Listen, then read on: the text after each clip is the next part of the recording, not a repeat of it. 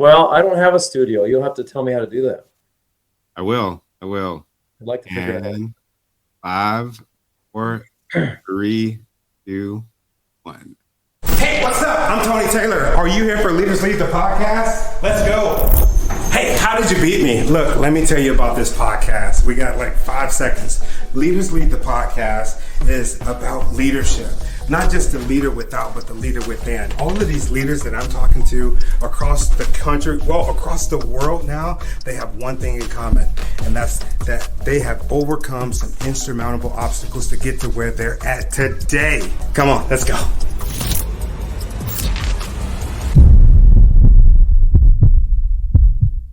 Welcome back to Leaders Lead the podcast. I'm super excited. It has been such a very long time. If you're listening to the show, I appreciate each and every one of you, all of our viewers, all of our listeners, all of our past guests. Oh my God, you all are all phenomenal. You've been saying, when's the show coming back? And we are back. Today, I am with Gary Laney. I've been looking at Gary for quite a long time. And as you all know, when I have a guest on the show, it's because they're doing something that I want to learn how to do. And what I want to learn how to do is I want to learn how to build a business. This man has been all over the place. He's put together some phenomenal business. He's done some incredible things in books. I want to learn about getting book deals, learn about putting your book together. I want to learn about building major organizations from the ground up. And this man is going to teach us how to do it. Welcome to the show, Gary. Tony, it's so great to be with you. We've been talking for a little while. It's great to finally get on your show. Thank you. Yeah, thank you. I was going to say thank you for making sure that we made this happen. That was one of the things I was really inspired about. You're like, hey, what's up, man? When are we going to do the show? And I was like, man, that must be indicative to who you are as a person. You have a goal and you go at it. Have you always been so goal orientated, or is this kind of like something that happened to you later on in your professional and personal? Yeah, actually, I mean, it's been a part of my entire life because I grew up in a family that was entrepreneurs. My dad was an entrepreneur. My grandfather was an entrepreneur. My great-grandfather was an entrepreneur. You didn't go back a long ways. We didn't tend to work for other people. We built businesses, and I grew up in a family where my dad was a military guy. Like you were in the military, right? Yes. Yeah. He's in the Army. Did World War II. Then he did 15 years of reserve. So when I grew up in that military setting where rules meant something, where your contribution as a family member in the business meant something. And so, I've just always been challenged, whether it was in my dad's business and sports and then getting into my own stuff later and corporate. So, yeah. What did your dad do? Dad had 2 businesses. The first and foremost one that he had for 50 years was a retail business. So my grandfather started this business. My dad came back from World War II. Had just been advanced to be a captain. He met my mom, who was working in the store for my grandfather. So they were not related. Just my mother was working there. My dad fell in love with her and decided to leave the military and go into reserves. And so it was a retail business. It started out as a mercantile business.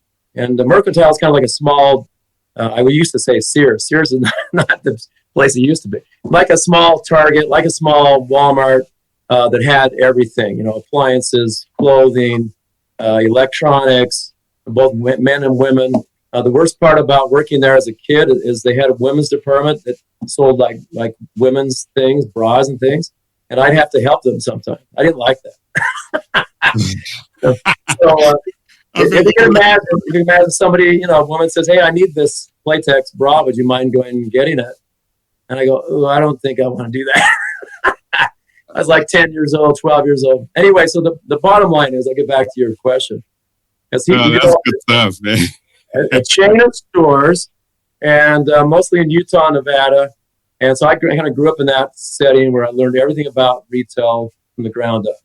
And then he also owned a second business that was a first-line movie theater in a place called Lehi, Utah. And at the time, the economy wasn't fantastic. And And so that theater kind of struggled, and he finally had to shut it down. But I have a whole story about his integrity, about the way he did that. So I'd love to share that with you. So.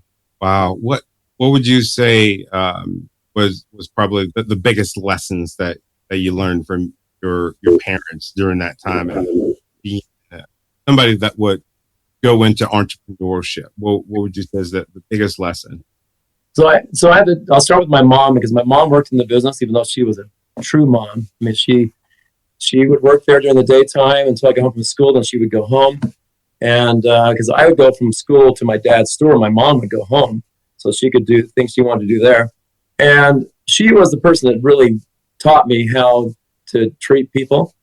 I mean, I loved the way that she approached people. She was so genuine. She was so sincere, and everybody loved my mom. My dad was a great salesman. He was really charismatic, but a different way of approaching people. You know, he was all service oriented, all about making sure they're happy about their experience. But the big lessons I learned from my dad, besides hard work and just learning, you know, the aspects of a business, was integrity. Integrity was a huge, big deal. Me growing up, a lot of people don't learn that until later.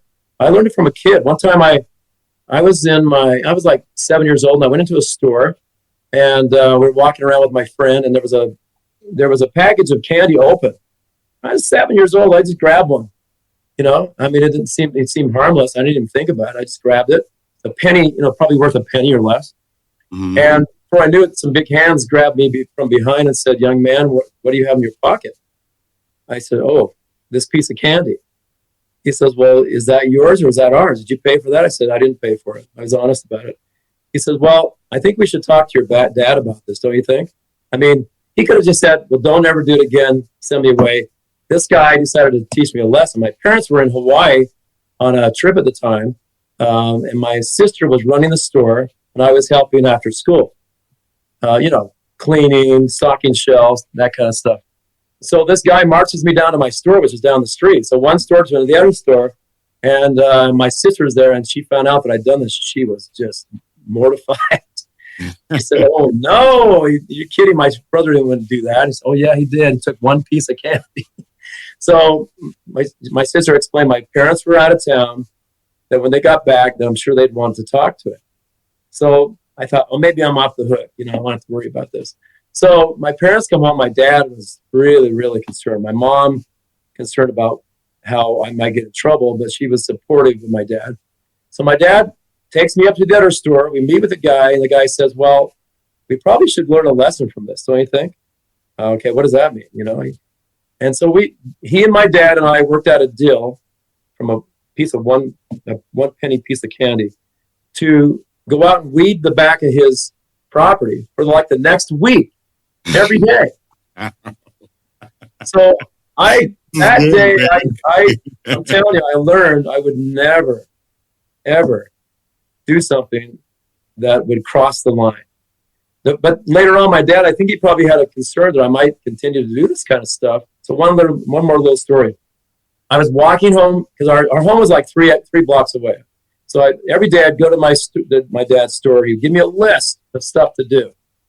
And darn my dad, if I had worked through it really fast, he would give me another list. And so I learned how to kind of take my time, get through the list, do a good job, and then hopefully it'd say, "Go home." And so I was going home one day after finishing my chores there, and by the side of the road, in this grass in the park strip, as I was walking, there was a $5 bill. Cool, like my lucky day. So I pick up the $5 bill. I head right to the grocery store where they had candy, and I bought a bunch of candy. Came home with $3 and change. And so that night, you know, we didn't take showers back then. We took baths. Nobody had showers. If they did, it was unusual. So I was in the bathtub. My mom told me I had to have a bath.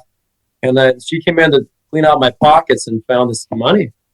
She didn't even say anything to me. She just kind of left it there. I guess she told my dad about it. So my dad comes home and wants to talk to me after. He says, "Gary, Mom said she saw some money in your pockets. Where did you get the money?" I said, "I'm walking home. I found it on the side of the street." He says, and my dad in his mind is thinking, he's misplaced $5 and thinks that I took it. But he doesn't want to say that. He wants to give me a chance to come clean. Yeah. So I said, Dad, I did. I'll even take it to show you where I found it. So he gets in the car. This guy was really, he focused on me being honest. So we go to the place. I show him where it was at, told him what I spent. And he says, well, in circumstances like this where you found the money, we should probably find the person that lost that money, don't you think? Wow. It's like Andy Griffith kind of thing, So yeah. That's so funny you say that, because I just, in my head, it's almost it almost seems like that era. Yeah, go ahead. Definitely that era is in the 1960s, right? So we go to the police station. He knows the chief of police. His name was Burl Peterson. I knew that because I grew up with the guy. And Burl, my dad had talked apparently beforehand. I didn't know that at the time. But my dad arranged for me to bring the money I had left over, give it to the chief of police, who said, Gary says, in this circumstance, what we do is we put the word out, I'm sure for $3 and change. Uh-huh. And if somebody doesn't claim it, we give it back to you. And so I said, okay, that sounds good. And my dad, I'm sure, as we're leaving, behind the back, got my money because he thought it was his. I never heard from Burl again, by the way. But here's the circumstance, and I'll finish up. It's a quick story. We were in the chief of police, in the jail. Mm-hmm. It's like Danny Griffith. You saw the jail in the background. And a little tiny town called Lehigh back then had 6,000 people. Now it's like 100,000. Mm-hmm. But anyway, I was looking around, and the chief of police says, it looks like he caught that jail cell kind of caught your eye. Would you like to see it? Sure. He opens up the door, and I walk in, and he closes it and locks it. And he said, why don't you sit in there for about 10 minutes and just see what you think? I know they arranged this ahead of time. I know it.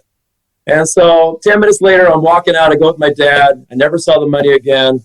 But I'm telling you, 2 or 3 experiences like that in my life ingrained it in me.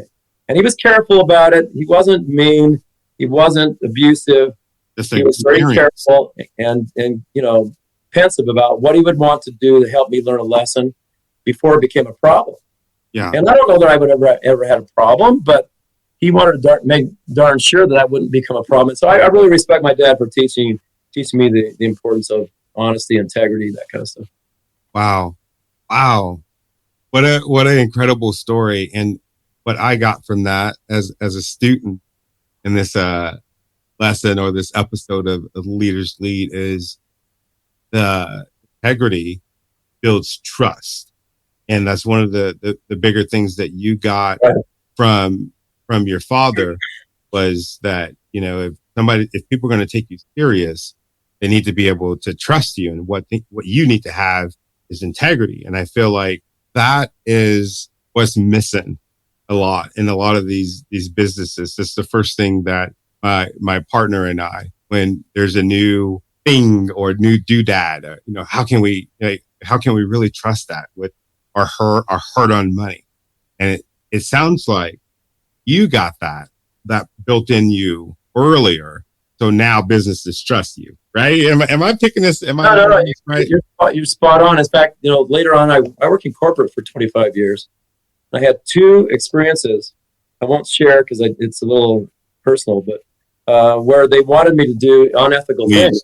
Please share. Yeah. I won't share the name of the company is what I'm saying. I'll tell you the experience. Okay, perfect. But so one of the experiences was that the company had a practice if they were running short. They're a public company. They're running short on revenues. They would ask their resellers to give them orders, like send in your purchase orders, and we'll, then later on you can backfill that. You can find a customer for it. Highly unethical in my view. And they came to me and said, I need you to do this because we want to make sure we hit our numbers so our stock doesn't get affected. And I said, I'm not doing that. I said, I've never missed my numbers, by the way. I said, have you ever seen me miss my numbers? I work my tail off. No. I said, well, then you can guarantee I'll get my numbers. Don't worry about it. They were really concerned that I wouldn't come through, even though I'd been very consistent. And that cost me a VP of sales job in that public company. I was a top regional VP in the company. We were performing better than anybody else, more consistently, and I know that cost me my job. But I didn't. And then there's another experience I can tell you about. But I'm just telling you that's from my dad. It's from the foundation, what he taught me, that you do not cross the line. Because when you do, then, you know, it's much easier to do it the second time, the third time, the fourth time. Yeah, and I'm glad that you, it's kind of like a perfect segue, because earlier you mentioned that you didn't really like working for people, right? As far because you're an entrepreneur. Those moments like that, and I'm asking this because this is kind of like what happened to me. And those moments where you were being asked to do something that doesn't go or align with your morals, those are the moments where, when I was in corporate, I'm like, this is not for me. I need to go ahead and start my own thing, because we won't be doing none of that. Is that kind of what prompted you to start your entrepreneurial movement, or was it a combination of things? So two things. One, by the time I got through being educated by my dad, I was 17 years old and going to college, because I started school when I was 5 years old, 4.5, you know, so I wasn't even 5. So by the time I got through high school, I was still 17, but I'd learned every aspect. My dad had taught me everything from stocking shelves to how to treat people when they come in. So sales and marketing, advertising. I mean, I learned everything. And then ultimately, when he decided to retire, I bought his last business. He'd sold off everything, and he had one last store, the one that I grew up in, and I bought it from him. And so that was my first experience in real entrepreneurship, where I actually owned the store, but he was mentoring me. But then I went on from there, got my MBA, and when I came out of the MBA program, I decided to get into corporate.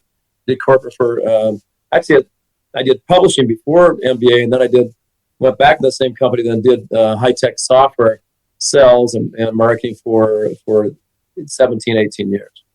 So total about 25. I really had a good experience with that. I excelled. I did well, as I mentioned to you. And that company I left and then became VP of sales of 3 other companies. And so it didn't really halt my progress. It did at the time.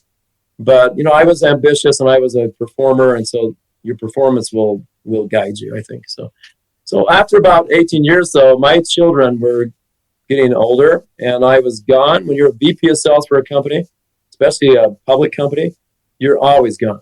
You're at the beck and call of your sales force, because numbers matter. And your numbers on a quarterly basis have to come through. Otherwise, your stock will suffer. So somebody calls up. Planes, huh? What's that? A lot of times in airplanes, huh? Oh, you know, I was on mostly airplanes. You're right. And rental cars and hotels. It wasn't the luxury, glorious thing that you think it is, because you get tired of it.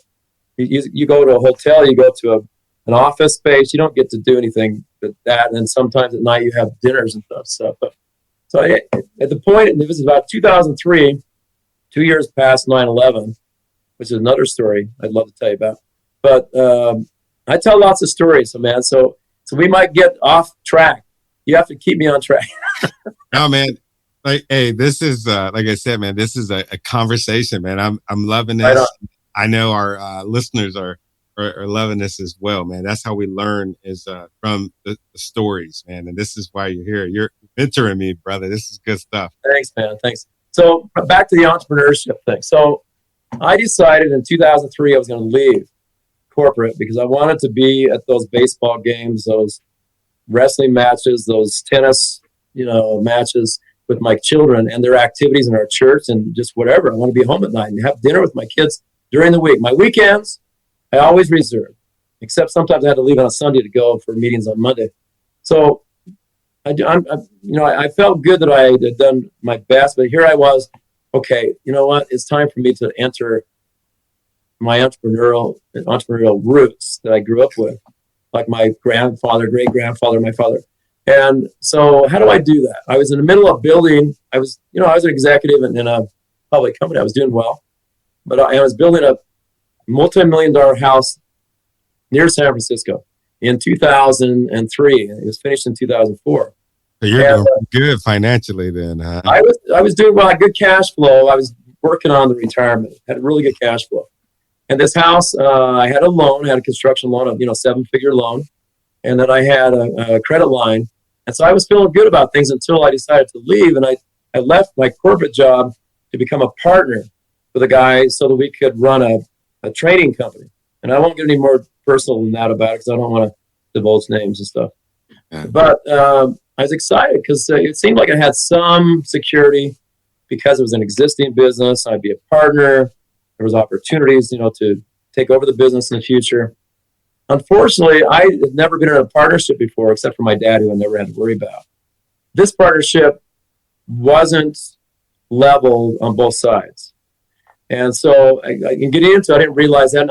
And later on in my book that I wrote called The Power of Strategic Influence, I have a whole chapter that talks about the 6 building blocks of a trusted partnership. And it was because of this experience where this person had ideas of where the business should go. It was his business. He started it, but he wanted me to be the president. He wanted me to be his partner and to take it over. But he wanted me to basically clone himself. He wanted me to be him, mini me of him. That's just not me. I'd run business for 25 years, a couple of thousand salespeople, and I was very regimented, but I was myself. My personality meant something to me, and I couldn't go in and just clone somebody else. That's just not me. I can't do that. So after a year of struggling through that, it wasn't going the right direction. Another 6 months, it was going downhill, and we finally decided we're going to part ways after a few months. So almost 2 years, I decided, okay, I'm getting out. What do I do? So here's the big question. Here's the self-assessment opportunity. What happens?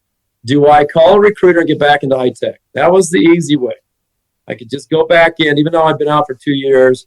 I have performance background, track record. There's no reason I couldn't do that. But I made a decision, Tony, to get out.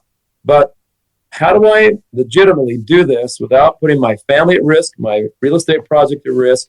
I had retirement that was building, but I couldn't access it. I was too young. I'd have big penalties if I did it, and I didn't want to touch it.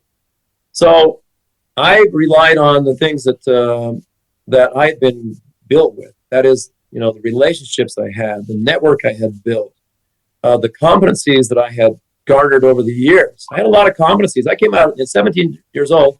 I could run a business, and not too many 17-year-olds would have the first clue about accounting and marketing and advertising and sales and all that stuff. I knew how to do it. And so I had the self-assessment, and I talked to my wife because I needed to make sure she was okay with it. I said, I've been through this. I know what I'm doing. I've been building companies for other people. I'm sure I can do this. The only big question was, could I do it fast enough so I could get the cash flow so it wouldn't put my house and my family and their activities at risk? So I decided, okay, I'm going to do this, but I have to find an existing business that has cash flow, and I only have 3 months to do it because that was the transition between me and the old business. So I did. I sat back and I had a credit line. I said, I've got money. I could buy some small businesses or one. And then I've got enough money to pay bills. And I had a construction loan that could keep my house going. So I went on a venture trip. I took advice from people I knew who knew people that had businesses for sale or brokers. I traveled across the U.S. for 3 months. I evaluated over 200 businesses. I was a little bit crazy about it. I narrowed it down to 10 businesses, and I bought 7 small related businesses. My wife thought I was crazy. And I kind of let me backtrack. So you were doing consulting. Is that what you're doing? So I was doing training and consulting before. Now I was leaving to go into whatever. Had to find another business. Didn't know what I was going to do. So I bought 7 related businesses. One was actually not related. One was a software company because I just come from 18 years of success in software. And I had a minor partner, and I put together kind of the ideal team. But we couldn't get funding because it was kind of that dot bomb era, and it was a time where funding was hard to get. But I bought the other businesses were all related. They were e-commerce businesses, and one was a fashion blog, one of the first on the internet. And my wife said she would run. She was excited about it. She was a really good writer. She'd be the editor. And we got my daughter to be one of the writers, and we got 2 other women to be the writers. So that was a business that turned into $300,000 or $400,000 in business over the next few years, every year. But anyway, so back to the story. Wow. 7 small businesses. I decided I can't just buy one, because if I buy one and it fails, I'm in huge trouble. That was my thought process. I'm going to buy multiple businesses. I'm going to follow the business. I'm going to follow the money. So whichever showed promise and opportunity and there was cash flow, I was just follow that. So out of the 7, 4 of them kind of fell flat over the next couple of years, and I got rid of them.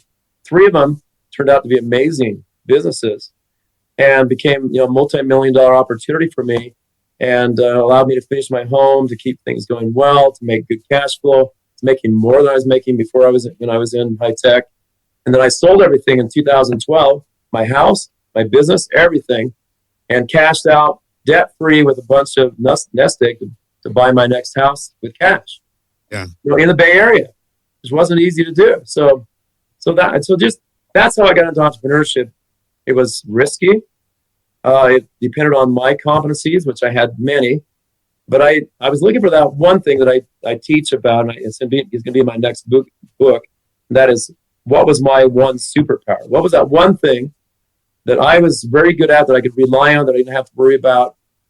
Competency means you have some proficiency. I needed to know that I had 100% proficiency in something.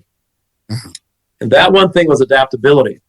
I could be confronted with a problem, and I could assess it, pivot, plan, and move forward. I was so good at that. And I didn't know that until I was confronted with failure. And but just time after time, something happened, wrench in the works, customer had issues, we had to start from scratch, whatever. I was very, very good at that, positioning, assessing, planning, and moving forward. I just didn't have to worry. It was just, maybe it was because of the sports I'd done. I was a wrestler.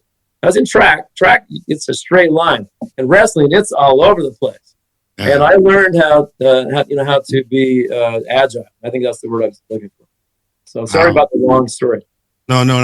That's perfect, because it's almost like what you've done and what you did before and what you transitioned. I'm just listening to this and I'm just like, man, this is perfect for, somebody in my shoes, where they have a business, maybe one or two businesses, and they're like, how do we scale up? Because that's exactly where I'm at. That's exactly where a lot of listeners to the show, they're leaving from corporate, or they're already out of corporate and they're trying to, scale up their businesses. So those stories are perfect. And adaptability, integrity, this is good stuff, man. Those are kind of my superpowers. I mean, integrity is a big deal to me, but adaptability is what allowed me to get past the things that could slow you down. Because a lot of people get shut down because they get worried, they don't know how to handle it. They get freeze in the moment, and they don't know what to do. So adaptability, you must have had some failures. Oh, yeah. Well, the 7 businesses I bought were basically failures. They fell flat. That's what I called it. And so I discarded them, and so I could focus on the 3 that were generating revenues I had promised. And I've had failures in my life, and I was in sales, for how many years? Most of your sales calls are failures in sales. Mm-hmm. I failed every day.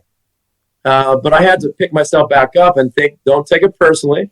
It's like Zig Ziglar used to teach us. I mean, he used to teach my salespeople. I interviewed his son, Tom, who's on the back of my book, who runs the organization now. And you do not take personally the things that happen in your life. Something happens, it's not your problem, it's their problem, so move on.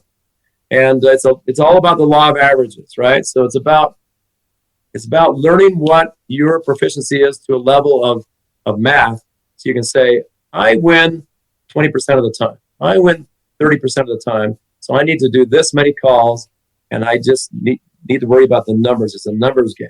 Don't get worried about what's going on. Don't take it personally, and just don't let it get you down. I'm glad that you said that. I take everything personal. I'll get off the phone. Yeah. I'll get off the phone. Naturally, that's who I am naturally. I've had to adapt, man.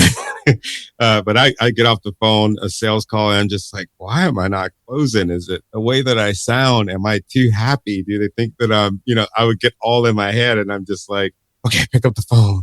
Keep dialing. And that's building influence within myself, and building influence and building those relationships with those people. And I was going through your bio, and I looked up your book, Strategic Influence. I'm just like, man, how do I get my hands on that thing? Because I would imagine that, all of this stuff that we're talking about, all of these lessons are encased in that book, right? So two things. Because I'm a book junkie, man. Well, let me tell you about my book. So first of all, this is a story of my life, even though I don't talk about me a lot in the book. Every technique in here that I have 10 success factors is what I learned throughout my life to build influence, but what it really influence is about relationships. I was taught growing up by my dad how to approach people, how to get them to respond, to you. And it's about getting a hook. It's not a negative hook. It's a positive hook. Your personality, asking them a question, finding out what interests them, and then pursuing them with vigor, right? Without trying to be slight, kind of smooth. And I mean, I don't like smooth talkers. I like someone who's practical, that shows you something that's of interest to you, that gives value, and then, trying to support that with legitimacy. In fact, in high tech, I was kind of famous in my circles for being able to start with a customer, finding what interested them, creating a prototype that would reflect, something small that would reflect what they were looking for, a solution in high tech, and then getting them to pay something for that. Because once they started to give you anything of revenue for something they wanted, even if it was just a sample, it was much easier to then get them to buy something bigger after you prove that this prototype can be yours. So I did that, and I started with clients that would give me $5,000 to create a little sample of what they were looking for, and to justify bringing in somebody who was intelligent on the high tech side. I mean, like an IT guy or an engineer, and then building that into a $1 million sale. Sometimes, multiple $1 million. And so that's kind of the concept. But this book, 10 Success Factors, starts with 6 spheres of influence.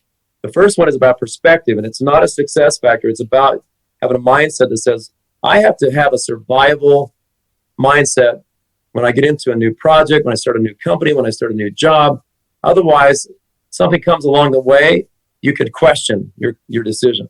So the survival mindset says, no matter what life throws at me, I can handle it. That's my mindset.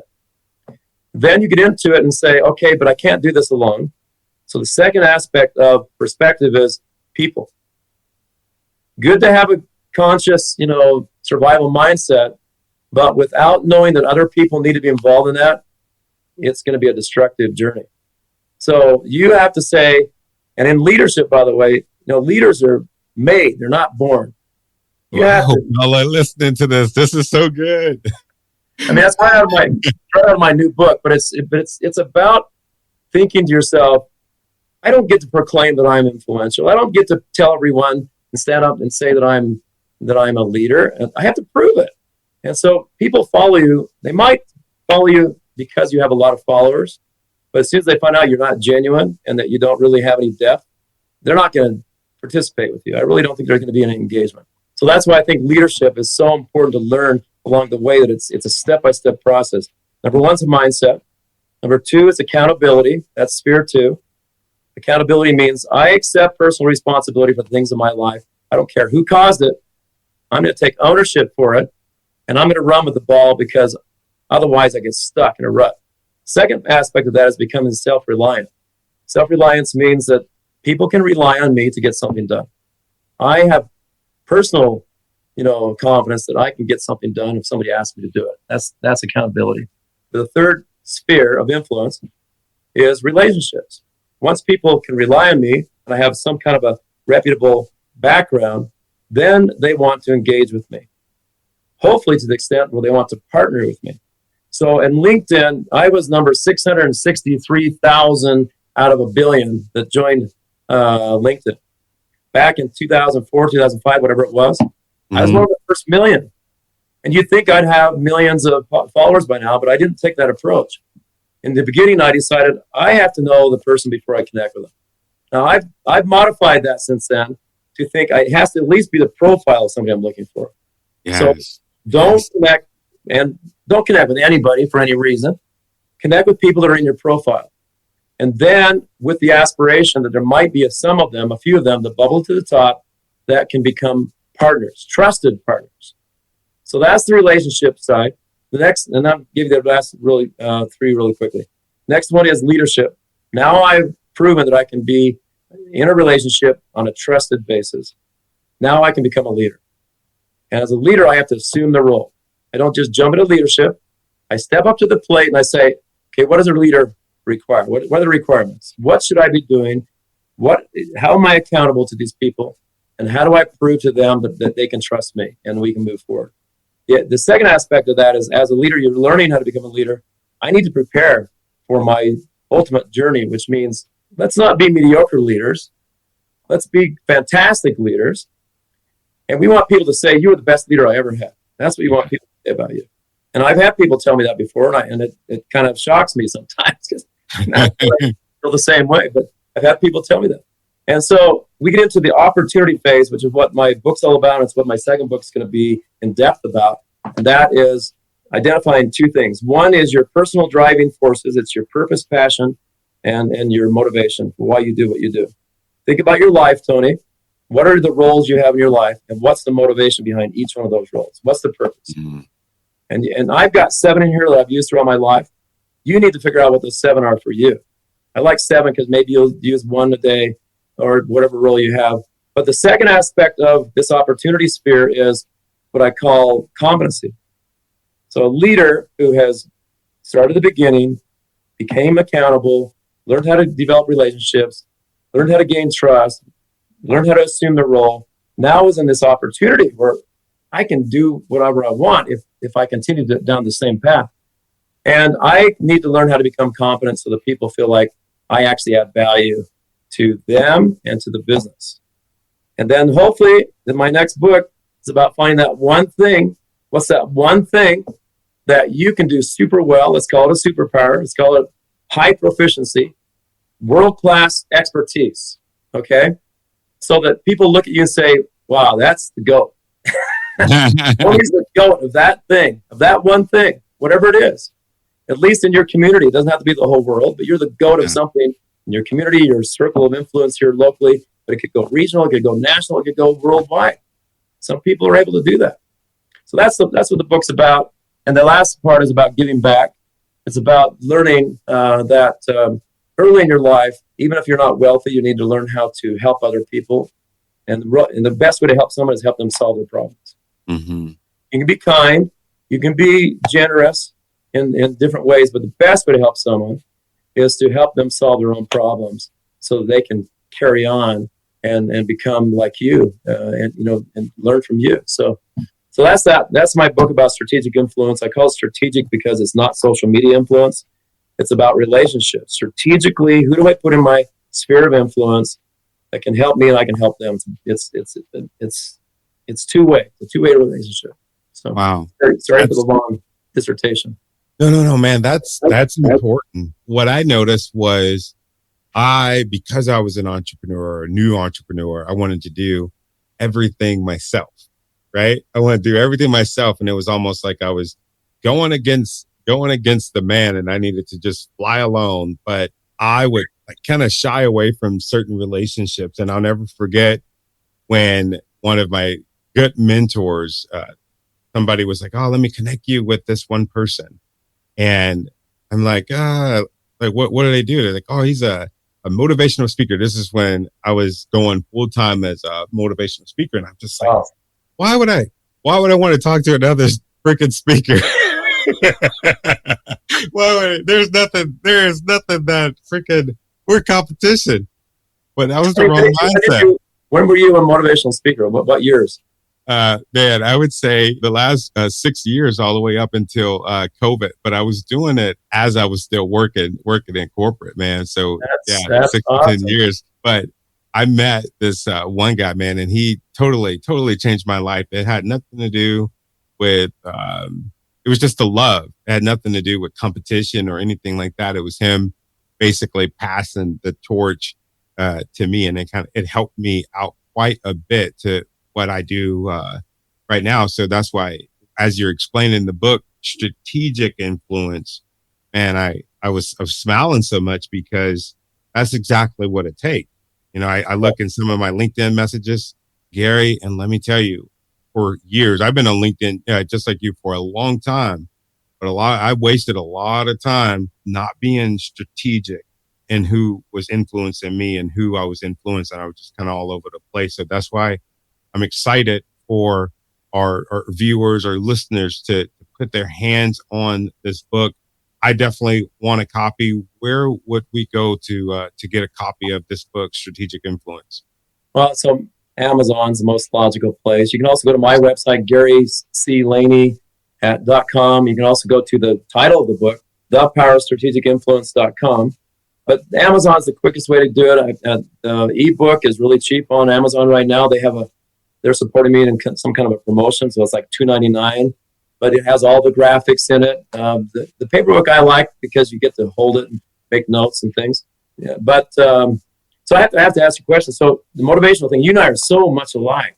In 1993, I think it was. 1989. Excuse me. Mm-hmm. I became a motivational speaker. I was about late 20s, early 30s. I'm trying to remember how old I was back then. I could figure it out.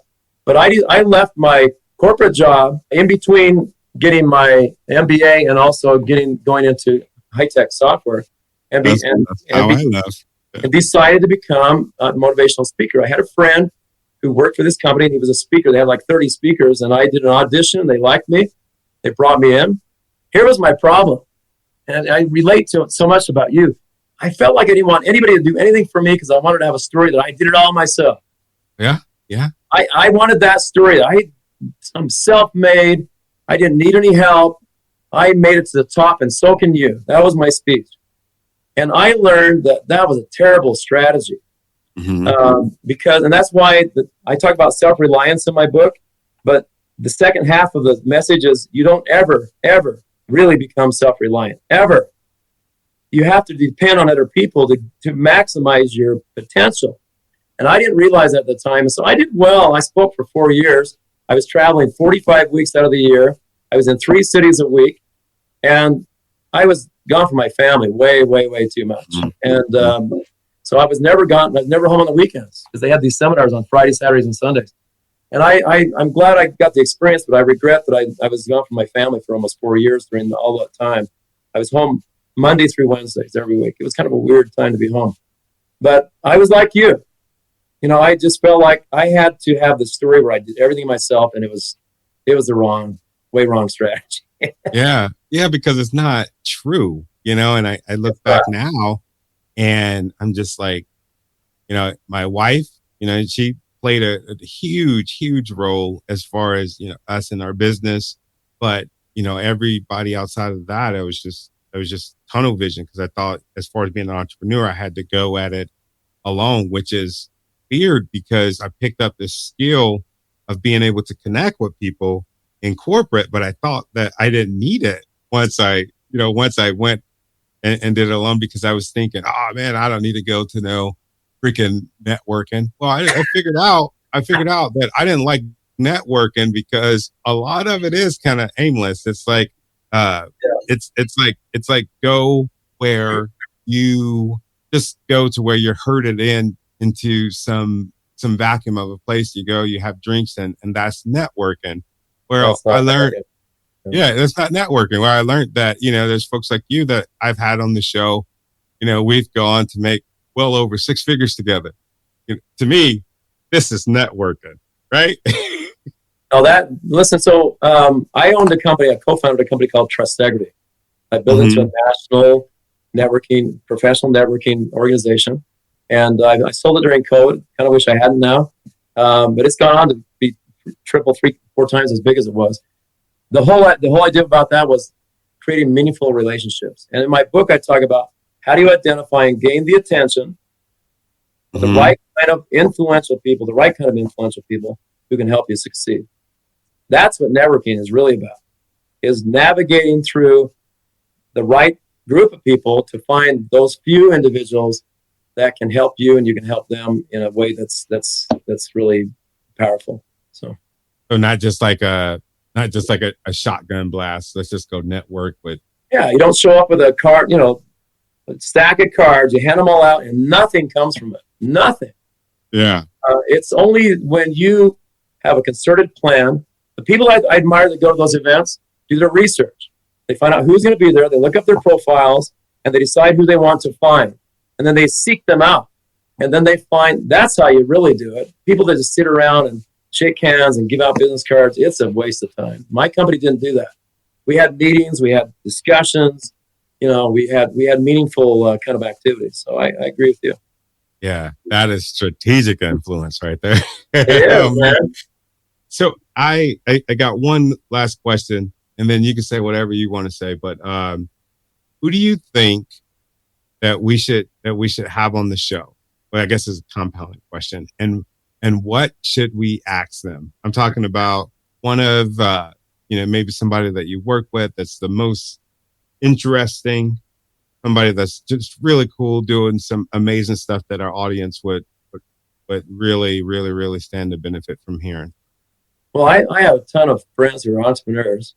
In fact, the networking company I used to own, more than 50% of it were solopreneurs or people that own their own business. So I would call them outsourcing, businesses that did work for other people. But I mean, I've got a ton of people I can recommend to you. Do you know Brian Esposito? Is that name familiar to you? No, I don't. So Brian was a client of mine almost 20 years ago, and I featured him in my book. So he's one of the 12 that I interviewed on the back. Can't find it there. And but he's fabulous entrepreneur. His whole premise is helping other people solve their problems. That's how he gets business. People want him because he's very resourceful, and he not only in how to help you with what you need, but who to connect with. So I'd be happy to introduce you to Brian or other people I know. So sure. What question would you ask them? Something that maybe you are dying to know, or you think the audience would like to benefit from? What question I would ask Brian? Yeah. I mean, I've already interviewed him, so I've asked him lots of questions. I'm feeding here a little bit because I've asked him a lot of things, but he has a remarkable mindset. I want to know what is the mindset he lives by daily that compels him forward, because he's involved in dozens of businesses. And, most people can't do that. They have to focus on one thing. Brian is very flexible. That adaptation thing I was talking about before, he's very, very good at that. But he's very good at other things too. So I would ask him that question, what makes you so adaptable? What makes you so able to be resourceful to so many different people, and keep it all straight, keep your head on straight? Because people could drown in what he does. It's not an easy thing he does. Awesome, man. This has been so good. I'm sure our listeners and our viewers are going to have some follow-up questions. Where can they connect with you? Well, so LinkedIn. I mean, look up Gary C. Laney. I always use my middle initial C. I never tell people what that C stands for, but that's my name. I like to see. I just don't like to tell you what it is. So Gary C. Laney on LinkedIn. Also GaryCLaney.com. So that's my speaking, consulting, whatever site, and the testimonial site. And then I've got my book, The Power of Strategic Influence.com, and it's got you can connect with me on any of those. If you want to send me an email, you can send it to info at successmasters.com. Successmasters. And then I've got a newsletter on LinkedIn. It's called Influential Leadership. Got like 2,600 people that follow me on that, and I'd love you to join that. And I also have a new book coming out that's about this competency part, this Success Factor 8. How do you identify and leverage, your competencies? I take a deep, deep dive into that. And I share a system, a program, shows you how to do self-mastery. If you want to become a master of not just your emotions, but of your competencies as a leader, I'll show you how to do that. I've been teaching that for 35, 40 years to sales and business development people, and it'd be a fun book. I'm excited to have that get released this fall. Awesome. Thank you for your mentorship, Gary. Thanks, and man, I'm looking forward to building with you. And we don't have any last words or anything else. I think we're done. That was great. If you enjoyed this podcast, well, I'm sure you enjoyed it. If you're still here with us, what I want you to do is head over to your favorite podcast and streaming network and give us a download. Subscribe to the channel, and also let us know what you think about the show. And from the bottom of my heart, I want to say thank you for the things that you've done. Thank you for the things that you're doing. And especially thank you for the things that you're going to do, because I know that you're going to do something amazing.